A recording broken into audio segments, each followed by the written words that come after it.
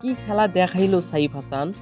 ৪৬ বলে ৬২ রানের দুর্দান্ত ম্যাচজয়ী ইনিংস খেলে গ্যালারিতে থাকা সুন্দরী তরুণীদের নজর কেড়েছেন এই সাইফ হাসান। হ্যাঁ দর্শক, সত্যি তাই। বিস্তারিত জানতে পুরো ভিডিওটি দেখার অনুরোধ রইল।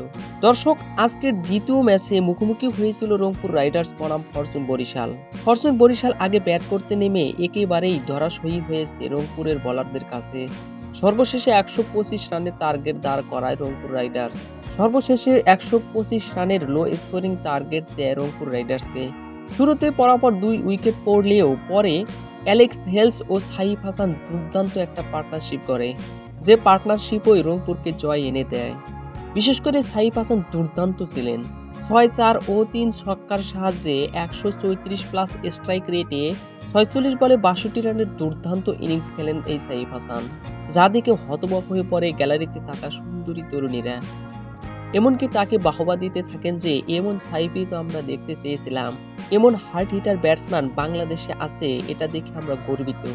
আশা করি এই সাইফ হাসান অনেক দূর পর্যন্ত এগিয়ে যাবে, একটা সময় বিশ্বের বাঘা বাঘা বোলারদের কাঁপাবে। তো সুপ্রিয় দর্শক, সাইফ হাসানের ব্যাটিং আপনার কাছে কেমন লাগে তা অবশ্যই জানাবেন আমার কমেন্ট সেকশনে। ধন্যবাদ।